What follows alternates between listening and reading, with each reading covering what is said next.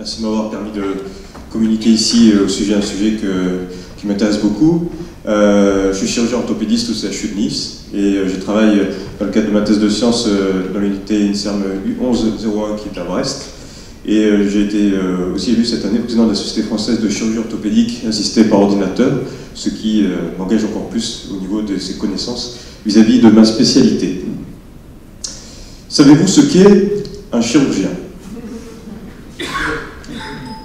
Un chirurgien, comment ça passe? C'est un médecin qui opère.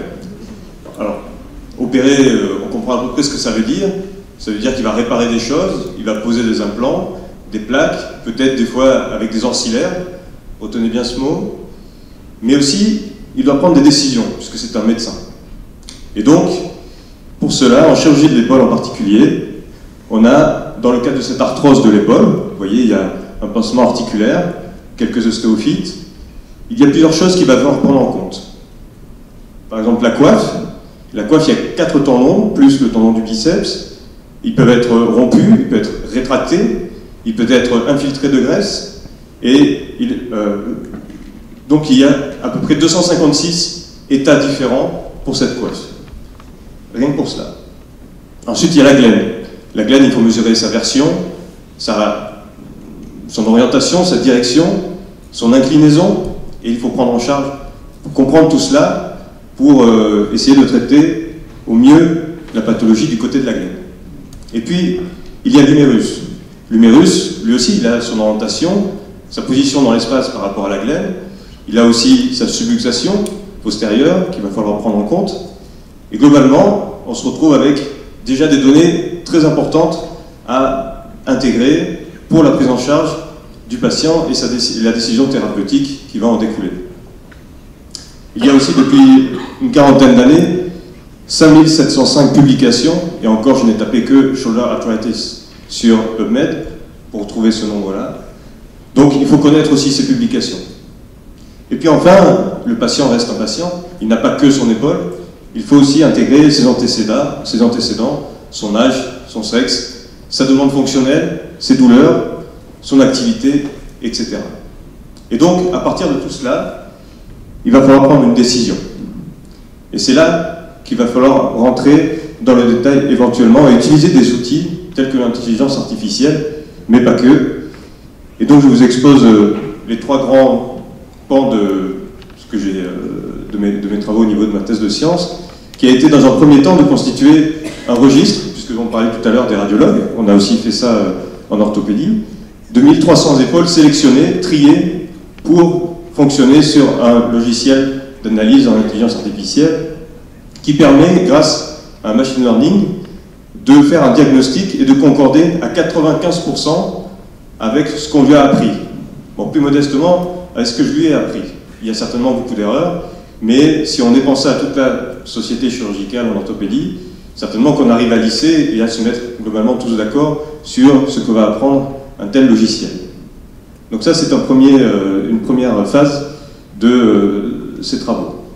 Ensuite, le chirurgien, sa précision n'est de l'ordre à l'œil que de 7,5 degrés dans un sens. Donc si vous calculez dans les deux sens, ça va jusqu'à 15 degrés d'amplitude d'erreur. Or, notre prétention, c'est de poser cette glaine avec 10 degrés de rétroversion maximum. Ça veut dire qu'elle regarde en arrière de 10 degrés maximum. Vous comprendrez bien que quand on va assister à une opération d'un nomètre et qu'il nous dit qu'il faut poser la glaine comme ça, c'est un petit peu léger. Et donc il faut se faire peut-être aider, avec humilité, de ce type de guide qui peut être imprimé en 3 dimensions et qui a été au préalable planifié sur notre ordinateur grâce à un système de segmentation automatique que je vous montrerai tout à l'heure. Enfin, il y a la décision aussi de choisir quel implant on va mettre. Est-ce qu'on va mettre une prothèse anatomique, c'est-à-dire qui ressemble à la morphologie humaine de l'épaule, ou est-ce qu'on va prendre une prothèse qui est contrainte, c'est-à-dire qui va compenser les déficits musculaires, comme une prothèse inversée. Et ça, c'est la 3e phase des travaux que je suis en train de mener avec cette équipe brestoise, qui va permettre, grâce à une analyse de ce qu'ont fait, on va dire, les chirurgiens les plus réputés dans le domaine de la chirurgie de l'épaule, qui va permettre de nous aider, de nous orienter, de nous influencer sur notre décision. Pourquoi? Parce qu'on aura compris pourquoi ils ont fait cette décision-là. En gros, pour l'instant, ce logiciel nous apporte plus de questions que de réponses. Et donc, que sera la chirurgie de demain? Merci pour le film.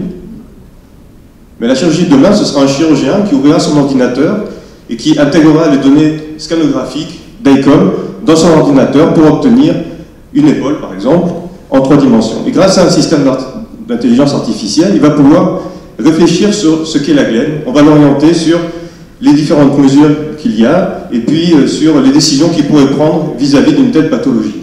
Et donc il pourra, grâce à cette planification, positionner l'implant glénoïdien comme il le souhaite, en mettant bien l'implant dans l'os. Il pourra faire la même chose du côté de l'humérus et même, à la fin, pouvoir prédire quelle sera la mobilité du patient et éventuellement d'éviter certains conflits osseux avec la prothèse. Oui, parce que lors de la chirurgie qui sera faite au bloc opératoire, on aura aussi des implants qui seront patient spécifiques, imprimés en 3 dimensions et qui s'adapteront parfaitement aux patients. Et pour les poser, on aura des systèmes de chirurgie augmentée, de lunettes qui augmenteront nos capacités à comprendre et en préopératoire et à poser de manière plus précise en péropératoire ces implants, de manière à finalement obtenir un résultat qui soit optimal pour le patient. Et donc quand notre patient reviendra en consultation, on espère avoir toutes les chances que ce résultat ressemble à ce qu'on avait planifié en préopératoire. Et ça, ce n'est pas si loin de ça. Mais pour revenir à ce que je vous disais tout à l'heure, qu'est-ce que l'intelligence artificielle, quelle place trouvera-t-elle? Puisque c'est vrai qu'on a un petit peu en tête les démons de l'intelligence artificielle, peut-être qu'on le montrait en début de présentation. L'intelligence artificielle, pour moi, elle restera encore un ancillaire. Et alors, on est en train de regarder beaucoup vers le futur, mais si on regarde un peu dans le passé, ancillaire, c'est les instruments qu'on utilise pour positionner correctement nos implants. Ancillaire vient du latin, vous connaissez le latin? Ancilla veut dire servant.